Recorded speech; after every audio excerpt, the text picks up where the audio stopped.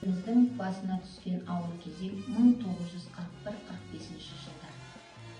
Ең ауыр сұрапыл соғыс қазақ халқының басына да үлкен ауыртпалық әкелді. 1941 жылы 22 маусымда басталып, үздіксіз 5 жыл 1418 күнге созылған бұл соғыстың алғашқы күнінен бастап қазақстандықтар майданға аттанған болатын. Жалпы соңғы мәліметтер бойынша қазақстандық жауынгерлердің ішінен 1.200.000 адам аттанса, соның 600.000-і қайтып оралмады. 500-ге жуық қазақстандық кеңес одағының батыр атағын, 4-еуі 2 мәрте кеңес одағының батыр атағын алды. 2 мәрте кеңес одағының батыр атағын алған Сергей Уганский, Леонид Беда, Иван Павлов және Талғат Бигелдинов.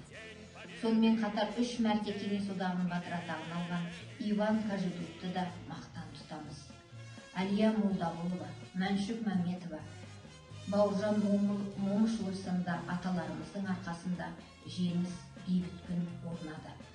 Осындай бейбіт күнді жақындатуға қазақстандықтардың әрбір азаматтың үлесі болды деп айта аламын. Сонымен бірге мысал келтіре кетсем, өзімнің атамды ерекше айтқым келеді. Айнақұл ұлы Диханбай 1941 жылы соғыс басталған күннен бастап майданға аттанған болатын.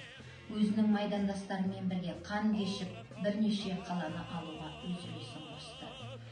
Көптеген наградалармен марапатталған болатын. Бірақ өкінішке орай атамыз ауыр жарақаттанып, соғыс алаңынан ерте қайтып кетуге мәжбүр болды. Соныған қарамастан ауылға келіп, өзінің жұмысын, тылдағы жұмысын жалғастырған екен. Соғыс басталған күннен бастап Қазақстан майдан арсеналына айналды. Әрбір қазақстандық тылда да жұмыс істеп еңбек етті. Осы тылдағы еңбеккерлердің де еңбегін жеңістің үлесі деп білемін. Оған мысал ретінде өзімнің апамды мақтан етіп айта аламын.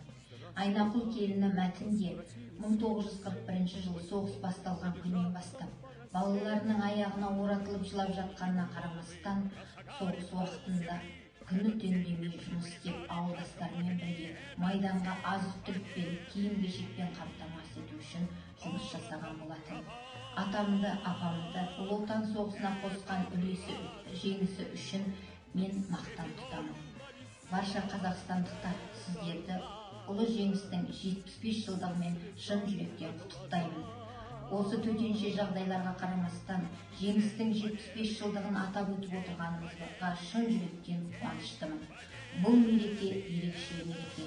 Тарихтың талай беттері ашылып кетіп жатса да, Ұлы Отан соғысы және ұлы жеңіс еш уақытта ұмытылмайды.